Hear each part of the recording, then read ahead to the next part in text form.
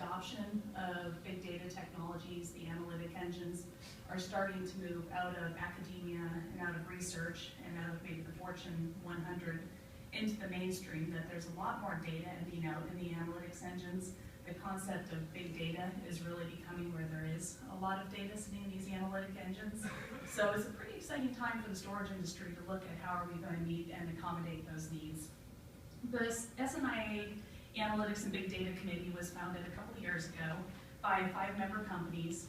EMC, Huawei, HP, NetApp, and SpectraLogic are our 5 founder companies. The chairman of our group was supposed to be here today, a lady named Gilda Foss. However, she's about to have a baby, so she had a good excuse for why she's not here and asked me to step in. So NetApp is very active in the chair role of this group, and with the vendor companies that we have, you can see is a lot of folks who really are focused on being able to offer large-scale storage systems. We are looking for additional members. At this point, the ABDC, if your corporation is a member company of SNIA, membership is free. So if any of you are interested in jumping in and participating with our group, that opportunity is available. Let me tell you a little bit about what ABDC does, and then I'll be introducing our keynote for the day. So ABDC has 3 major goals that we have. Is becoming a recognized authority on the right storage tools and the right storage options for an analytics environment. And so that's looking at best practices coming out of academia, best practices coming out of some of the supercomputing world that's been working in this area longer than the general IT space. But it's also working with the developers in the storage community within the membership of our vendors to look at what kind of technologies can we be unveiling to the analytics engines to help make the storage side of the solution easier. So beyond being the recognized authority, both from bringing technology to users and the best technology that's being developed out there, we're also focused on education. There is an enormous amount of opportunity for education in this area. From just the basic, what is big data, what is the technology that helps to serve it, to what are the evolving technologies and needs, and even looking at how our users taking advantage of big data so they can justify budgets and projects within their own organizations. We have the opportunity to speak at lots of conferences, to speak to analysts, to speak to trade publications, to outreach our message. So as a member, you get the opportunity not only to contribute to what are the content of the tutorials that we have, but present and be a spokesperson for our group. And then lastly, there's the outreach portion of our group. We do spend a fair bit of time within the SNIA keeping the journalist community apprised of what kind of developments are coming out of our world. We'll also contribute to white papers, magazine publications to make sure the evolutions are staying current and people know about the different areas that we're working on. So within ABDC, whether you're focused more on the technology side and want to contribute on becoming a recognized authority in the industry, or if you more prefer to be in front of the groups during sessions like this on the education side, or really writing up and contributing articles, all those opportunities are available to our membership. And it's an evolving, interesting place to be working. So without further ado, I'm going to introduce our first speaker, a gentleman named Addison Snell. And as I was looking at the mission and intent of our ABDC group and thinking about where Addison has been focused in the past, it's a really good fit for our group. That I've known Addison for years in the supercomputing and high-performance computing industry, and his research was amongst the first that was coming out about how analytics and big data is being adopted across other industries as well. I have to read this, though, verbatim. So Addison is the CEO of Intersect 360 Research.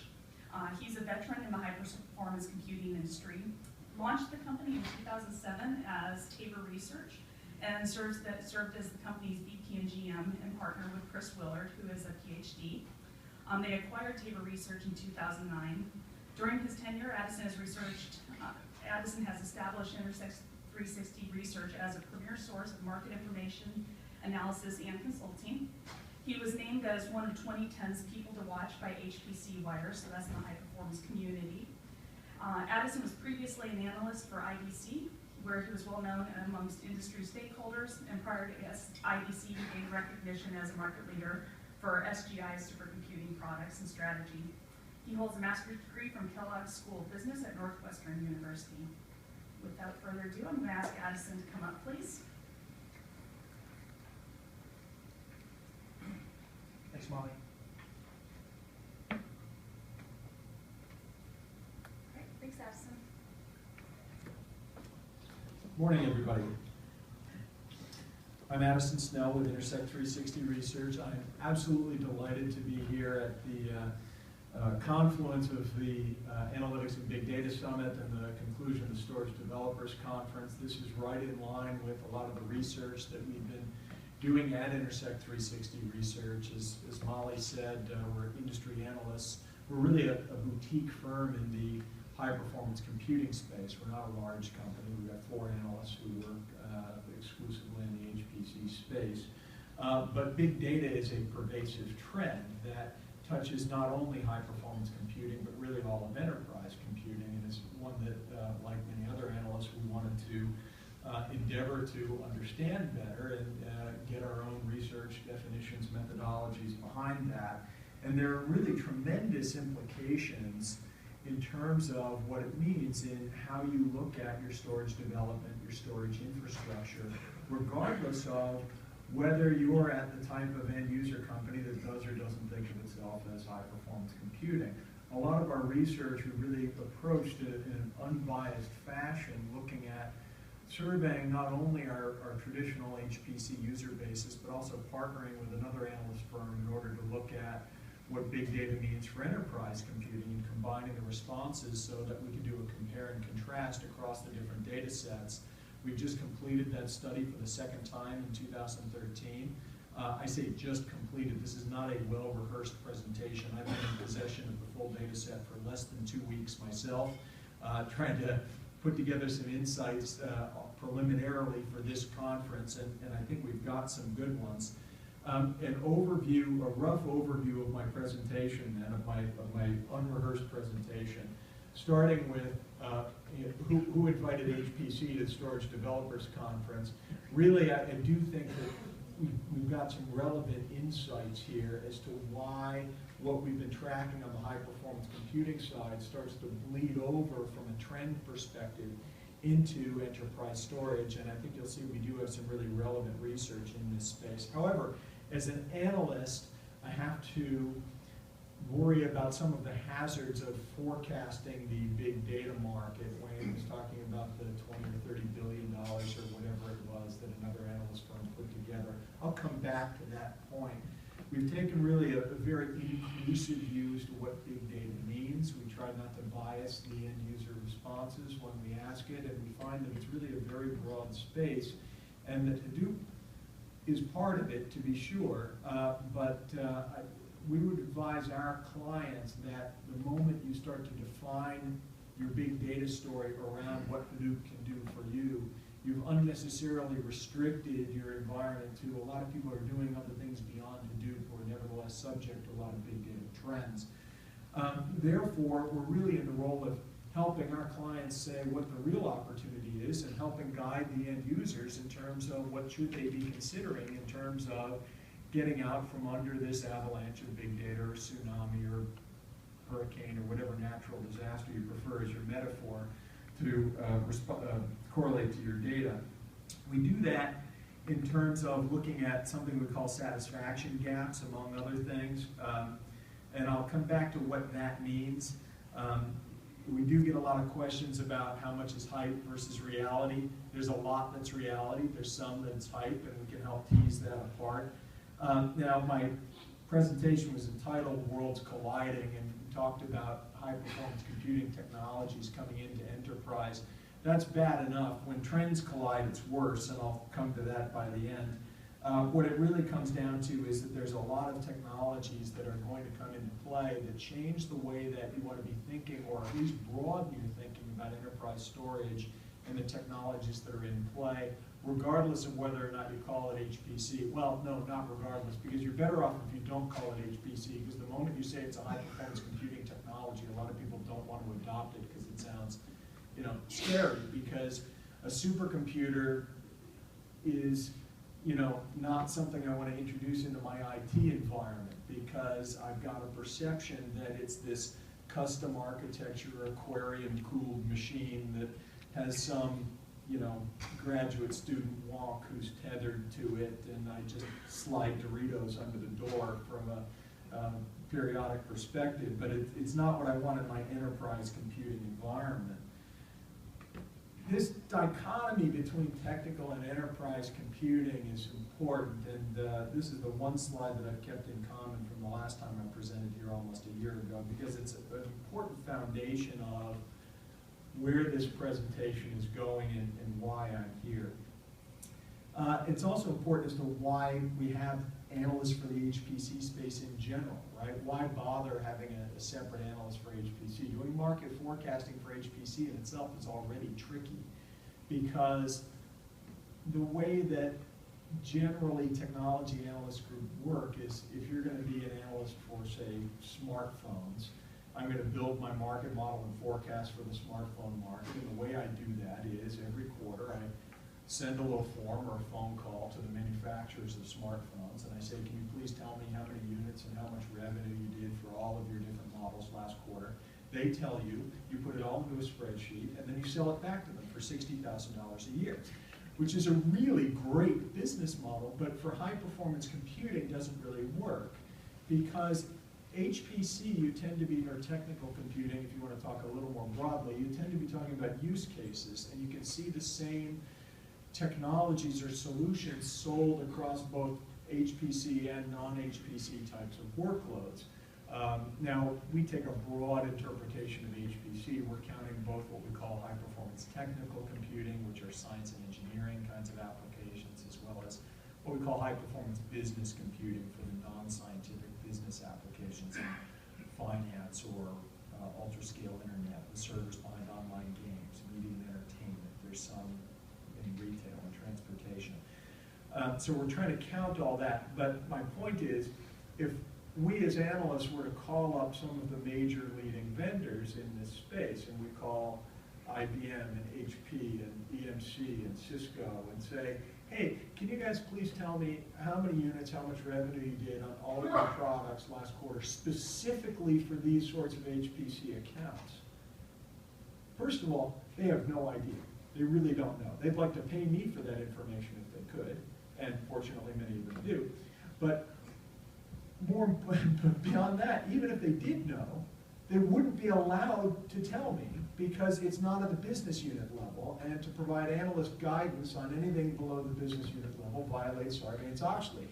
So they don't know. If they did know, they couldn't tell us. That means we have to compensate by doing an awful lot of end-user research and building some pretty sophisticated market models about how much money is really going into HPC versus enterprise.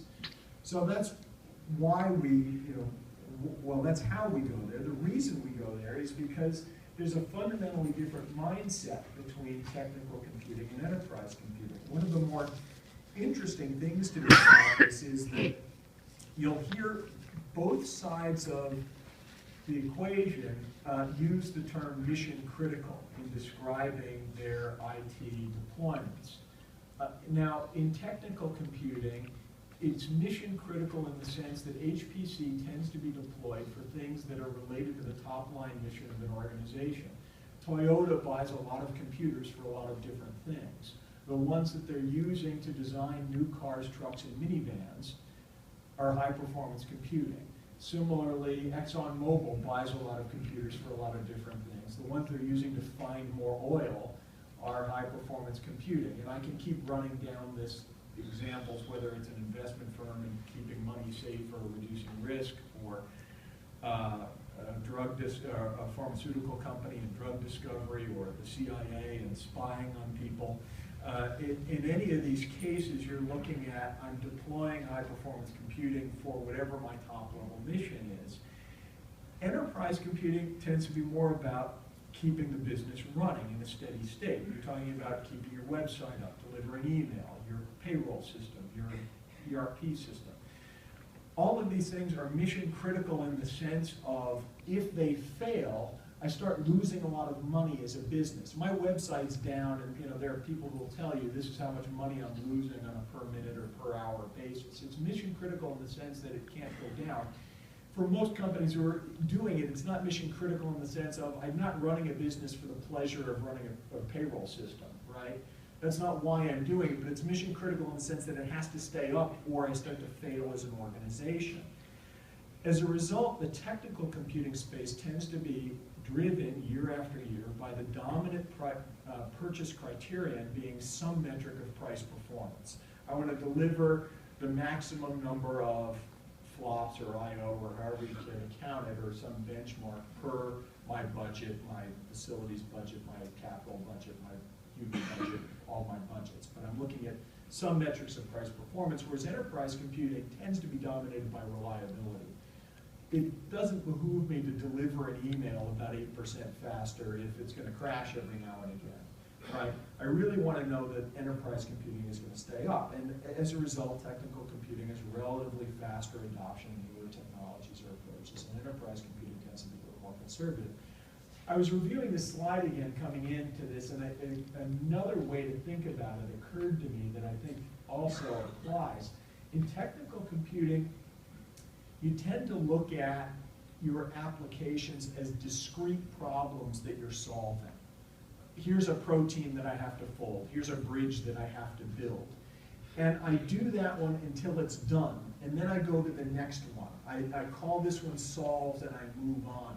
My business partner, Chris Willard, puts it as you don't need to design the same bridge twice, right? You've solved that one and you go on to the next harder bridge. Once the problem is solved, it's no longer interesting. Whereas in enterprise computing, it's more like once the problem is solved, for heaven's sakes, please don't touch it.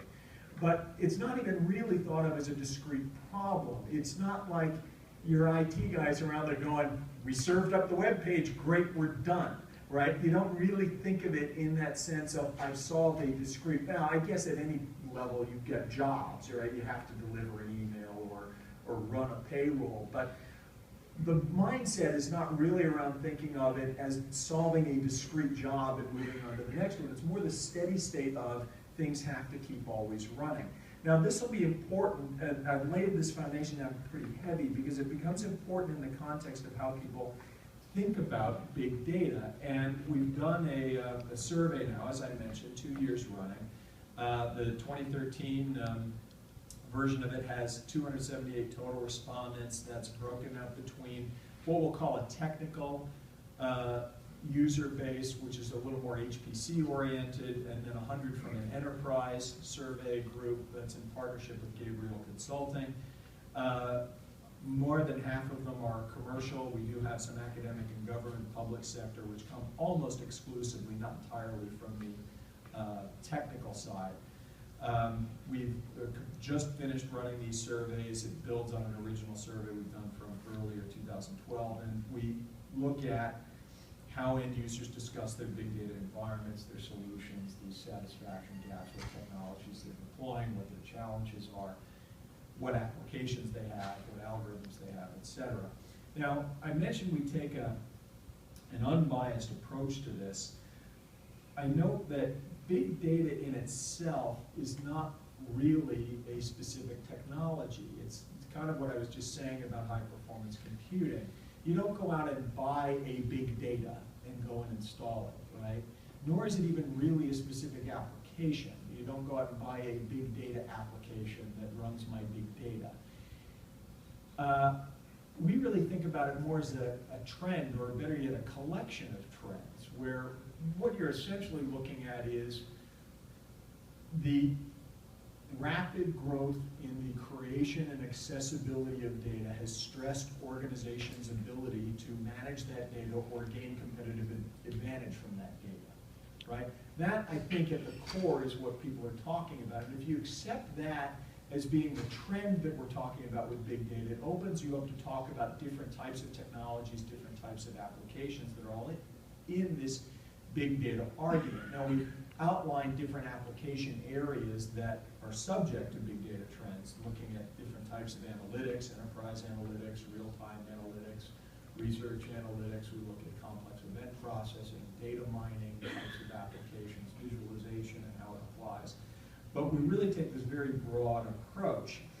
And insight number one that drops out of this study is, if you really want to look at, is this a real thing on the hype versus reality curve, it is. There's a huge opportunity with regards to big data. One of the many questions we ask, the survey itself is like this thick. It's got an impressive thud factor. I usually carry it around just to drop it on people.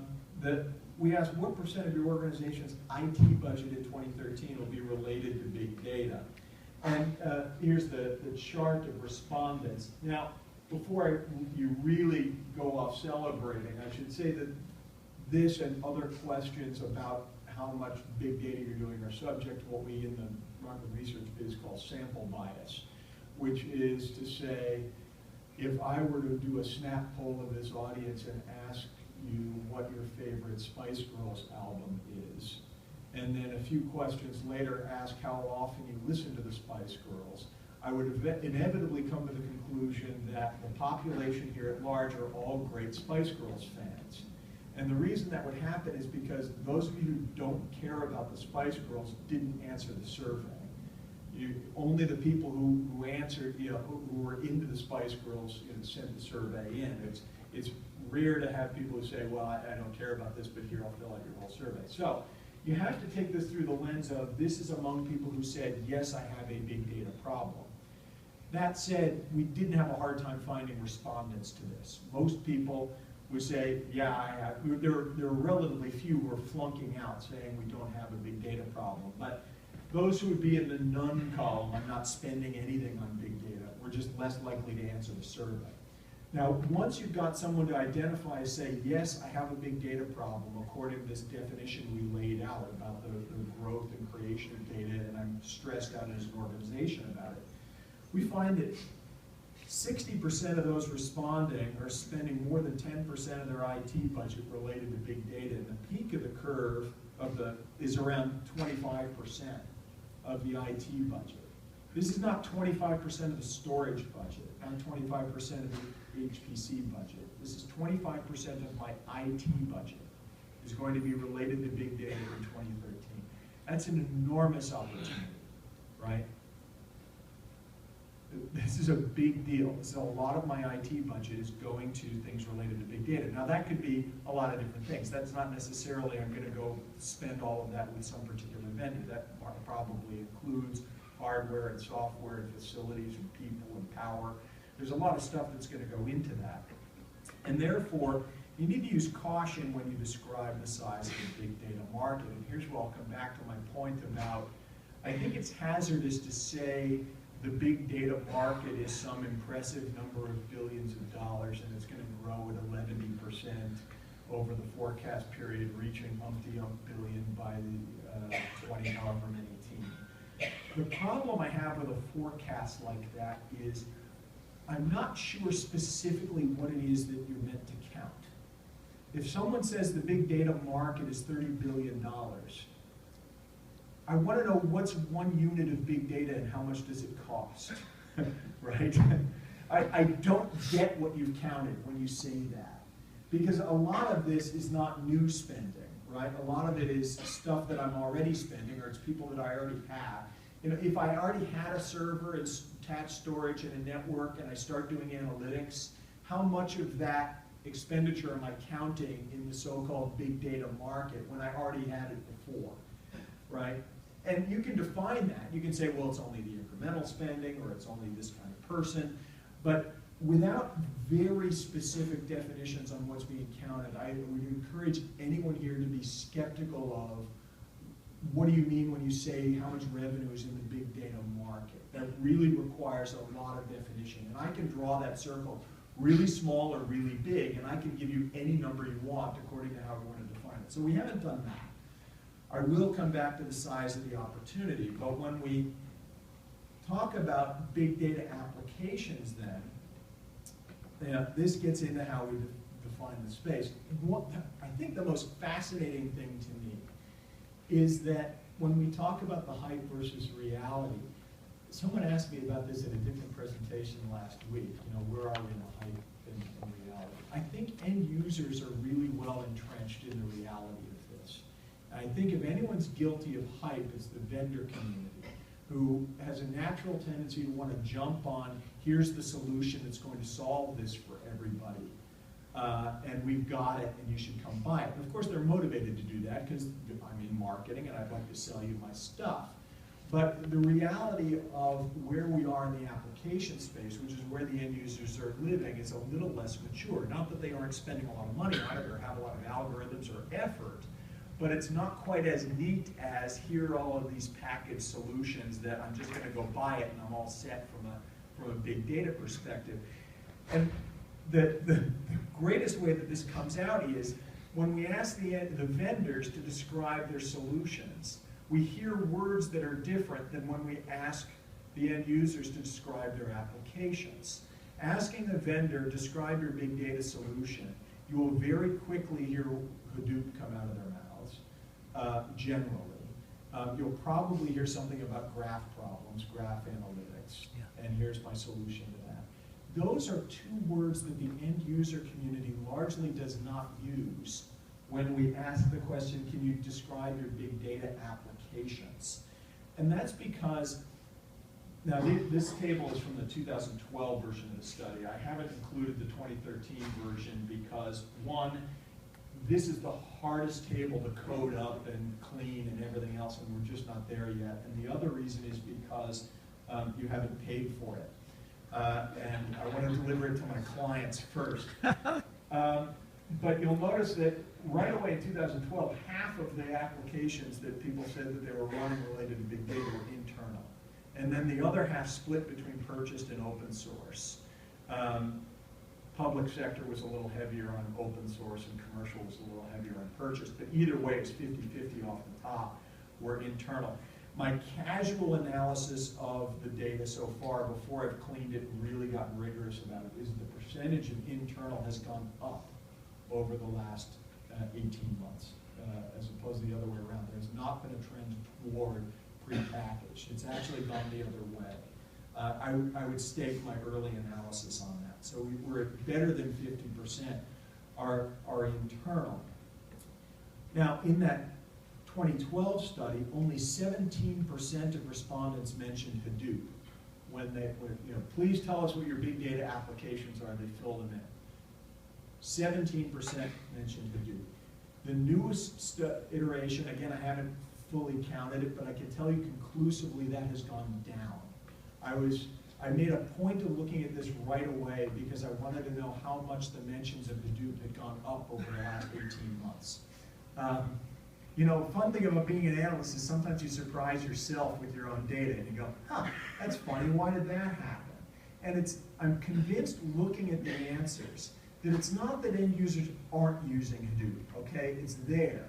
But what you tend to get is Hadoop being a framework that I'm trying to build something else on top of. And end users describing their big data implementations are a lot more focused on what's my algorithm than what's the framework I'm using to try to describe my algorithm. And to me, what that means is if I were to try to sell a big data solution, it's more important to talk to the end user about what's your algorithm, what's your approach to this problem, and how can we help you get that to scale, which might or might not include Hadoop, right? But let's get to Hadoop at the end. And this, when I've mentioned it with other end users or storage developers, storage IT guys, has resonated. Because really what you're dealing with is a scalability problem. I'm trying to approach this analytics thing for the first time.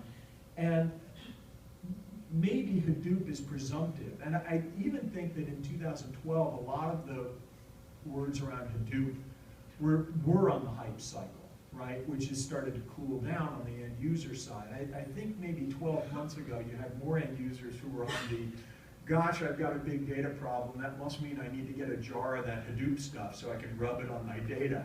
And then you come into 2013 and do we still have a big data problem? Did we run out of Hadoop? I mean, get another jar, right? So I think we're getting past that or have passed that on the end user side, and that storage administrators are really in touch with what is the problem I'm trying to solve and what are the different frameworks for solving that. And it's not as simple as finding the killer app. This is another thing where the vendor community will very quickly ask us, because we're the consultants, what's the killer app? What's the app? What are the top 3 apps I have to get on to blanket this space? And it happens to us in high performance computing too. We often ask the question, you know, and I said, well, it's really a spread out space. Yeah. But, you know, what are the top 5 I need to cover the majority of customers? Or the 80-20 rule, right? What are the top 20 applications that cover 80% of the market? Then I show them the data. In high performance computing, the top 20 applications cover 45% of the market. The other 55% come from onesie twosies that are all over the place. I swear to you this is true. Big data follows a lot like this. The top ISVs in this space are getting 6 or 7 mentions out of 300 customers, right? And it's a really long tail. This is not, you know, this is like measuring the tail of the snake, right? Is where all the applications are. That's the shape of this curve. And it's really difficult. So, you know, people jump onto Hadoop because if you pressed me and said, what's the biggest, most used application in big data? All right, it's Hadoop. It's mentioned by 17% of respondents. But that makes it the biggest brownie in the pan in that sense. I can't point to any other brownie that's bigger than 17%. But you know, there's an awful lot of brownie pan that's not in that 17%. And if you just go in and say big data equals Hadoop, you leave behind everything else, including the more than half the pan that's full of atomic brownie crumbs that just didn't bind together, that are people's in-house applications and algorithms that are just one-offs because no one's running anyone else's in-house application. But if you think about it from the standpoint of, I can help you scale your internal application as being 3 times the market opportunity of I can help you with Hadoop, right? It maybe opens your mind a little bit to how important that message is and how much that matters for the end user. But there are significant implications to what that means from the IT side, on the end user side, in terms of what kind of solutions they're going to consider. But before that, to define the opportunity, you know, how much is there in this space from the vendor side? I think the best way to look at that is how much, well, there's 2 things to look at. One is how much incremental revenue is going to come into it. You can say how much is the big data market, but most of that money was already there. Are people going to increase their spending because of big data? So another question we asked with regards to budget is, what's your 2-year expected change in IT spending, right? How much more are you going to be spending overall on IT in 2 years from now as opposed to this year? The bar in the middle there is no change. Actually, the most common response, just a tick ahead of that, was up 10 to 20%. And if you look at the ups versus the downs, there's a pretty strong indication that people who said they have big data problems have what I will project is a stronger than normal growth curve in their IT budgets. Now, enterprise spending is growing a little bit depending on which analyst you ask. It's not necessarily 10% a year, right? But to look at this kind of growth for big data is a big deal. Now, the next question is, what is that opportunity? What can we, what kind of new solutions can we solve, and what do end users need to be considering? That's a very in-depth part of our survey where we have technology modules in storage, in compute, in interconnect, in cloud, looking for what we call satisfaction gaps. Now, you can glibly say my satisfaction has a gap in it, but there's something specific we're measuring here. What we're doing is we're taking a long list of criteria that an end user might consider when they're making a technology deployment or a purchase with regards to big data, anything from different metrics of performance to personnel cost, to power consumption, reliability. And we ask, how satisfied are you, or at first, how important are these when you're making your decisions? And they rate them all on a scale of 1 to 5, which is what we analysts do. That in itself is interesting data. What are the most important things when you're making a decision? But then, to take the same list of things and say, how satisfied are you with the existing solutions in the market on a scale of 1 to 5? It's also independently really interesting data. But the really fascinating thing comes when you take those, start subtracting them. Because where there's a market opportunity is the areas where you say it's high importance, but low satisfaction. This is very important to me, and I don't like what's available right now. That's an area where we expect new technologies to start to take over. It's not, I mean, yeah, I can say it's important, but if I'm satisfied, I'm going to keep doing the same thing. Or I can say I'm not satisfied, but it is important. It's not painful enough to me to make a change.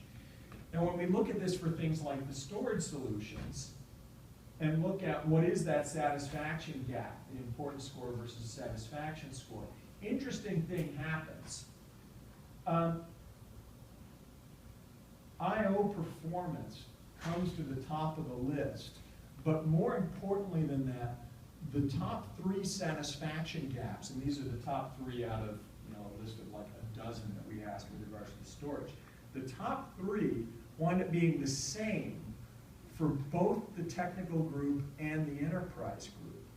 And even in the enterprise group, you get a metric of performance that winds up coming in number 1 ahead of both storage capacity and RAS, which are kind of the traditional top 2 when you look at how do I buy storage for enterprise. How I buy storage for big data, now performance comes into it real awful fast. And this isn't the only place where we ask about I/O performance. There are, what's your I/O challenges and barriers and all kinds of stuff, and it keeps coming up I/O, I/O, I/O. This is one graph I was able to pull together for this chart. What we have here is an HPC-like mentality starting to creep over into enterprise. And there are really strong reasons for this. One is that if I wasn't having a performance or scalability problem, then I might not consider myself to have a big data problem to begin with, because my systems are just, kind of handling it. But it also has to do with how you think about your big data problem, which is to say, people start thinking about it as a discrete problem. I would like to run analytics on this data set and run that to some kind of solution and conclusion. And there might be iterations. I could do it with different data sets over time. But now you start getting this mindset again of, it's not like I'm running big data in steady state necessarily. There are some real-time applications that you do, but there are real-time